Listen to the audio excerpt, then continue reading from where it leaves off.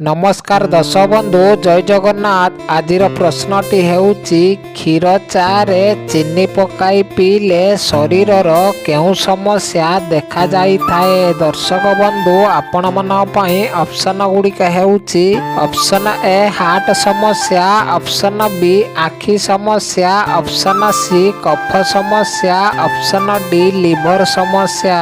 दर्शक बंधु आम वीडियो को जदि प्रथम थर देखुचंती वीडियो गोटे लाइक करी आम चैनल ले नुआ थिले चैनल को सब्सक्राइब करी दियंतु। समयटी आरंभ हेउची एबेठू।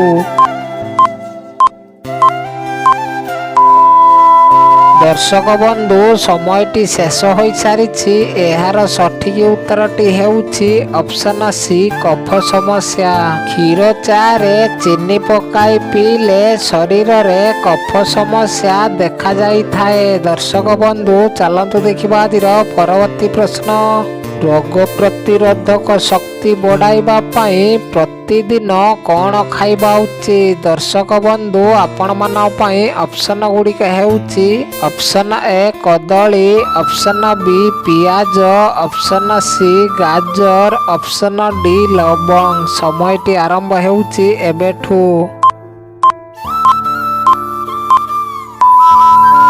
दर्शक बंधु समयटी शेष हो सारी।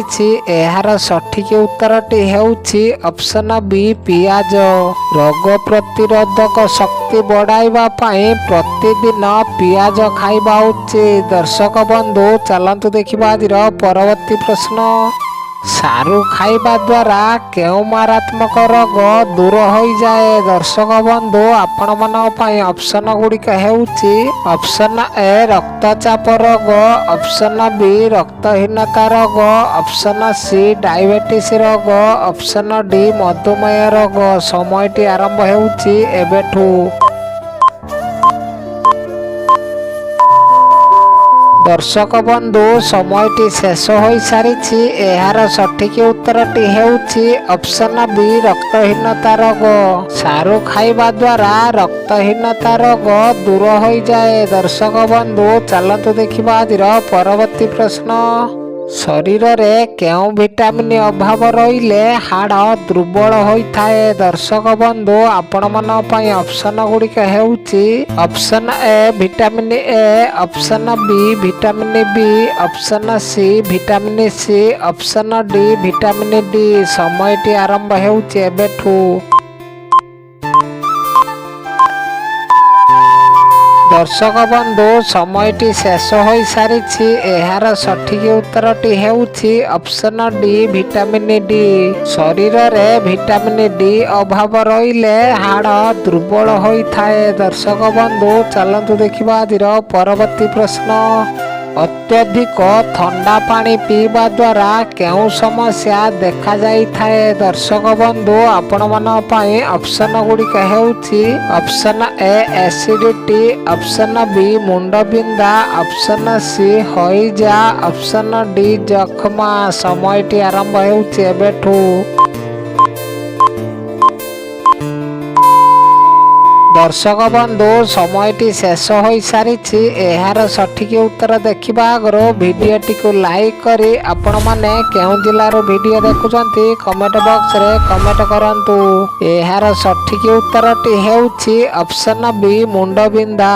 अत्यधिक ठंडा पानी पीवा द्वारा मुंड बिंदा समस्या देखा जाई थाए। दर्शक बंधु चलंतु देखिबा आजिर परवर्ती प्रश्न। शीत दिने केउ परिबा खाइबा द्वारा शरीर पई हितकारक होइथाए। दर्शक बंधु आपण मन पई ऑप्शन गुड़िक हेउची ऑप्शन ए गाजर, option B beet, option C कंदमूल, ऑप्शन डी मूला। समयटी आरंभ हेउची एबेठू। दर्शक बंधु समयटी शेष हो सारी।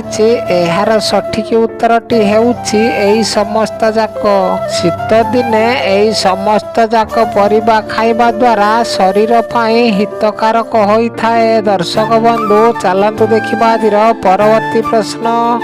ଶୀତ ଦିନରେ ତ୍ୱଚାରେ କେଉଁ ତେଲ ମସାଜ କଲେ ତ୍ୱଚା ସଫ୍ଟ ଓ ଗ୍ଲୋ କରିଥାଏ? ଦର୍ଶକ ବନ୍ଧୁ ଆପଣମାନଙ୍କ ପାଇଁ ଅପସନ ଗୁଡ଼ିକ ହେଉଛି ଅପସନ ଏ ସୋରିଷ ତେଲ, ଅପସନ ବି ନଡ଼ିଆ ତେଲ, ଅପସନ ସି ବାଦାମ ତେଲ, ଅପସନ ଡି ଅଲିଭ ତେଲ। ସମୟଟି ଆରମ୍ଭ ହେଉଛି ଏବେଠୁ।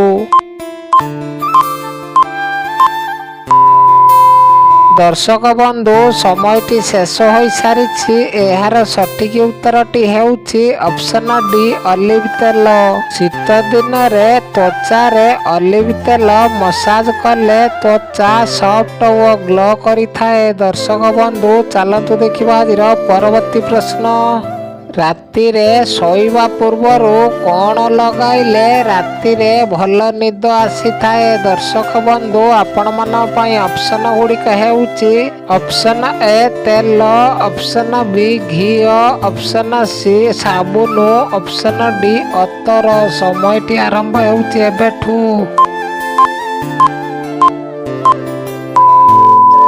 ଦର୍ଶକ ବନ୍ଧୁ ସମୟଟି ଶେଷ ହୋଇସାରିଛି। ଏହାର ସଠିକ୍ ଉତ୍ତରଟି ହେଉଛି ଅପସନ ଡି ଅତର।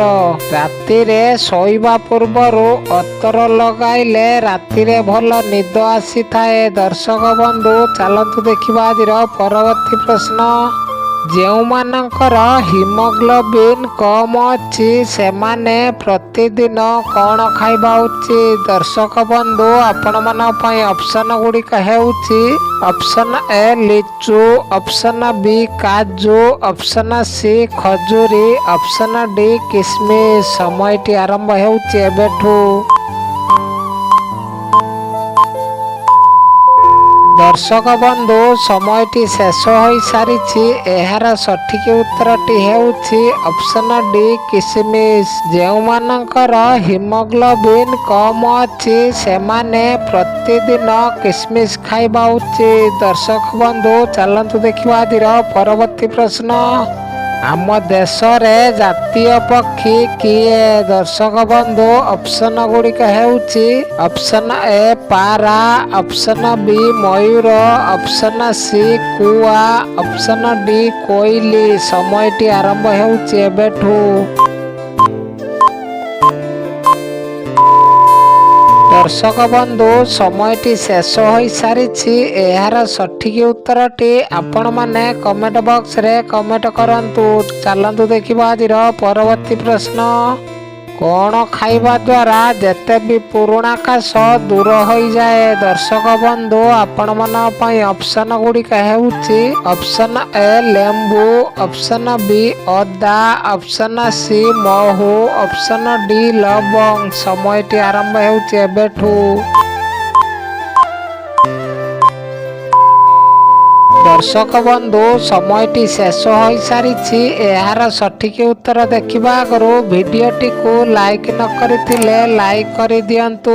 ଆମ ଚ୍ୟାନେଲରେ ନୂଆ ଥିଲେ ଚ୍ୟାନେଲକୁ ସବସ୍କ୍ରାଇବ୍ କରି ଅଲ୍ ନୋଟିଫିକେସନ୍ ପାଆନ୍ତୁ।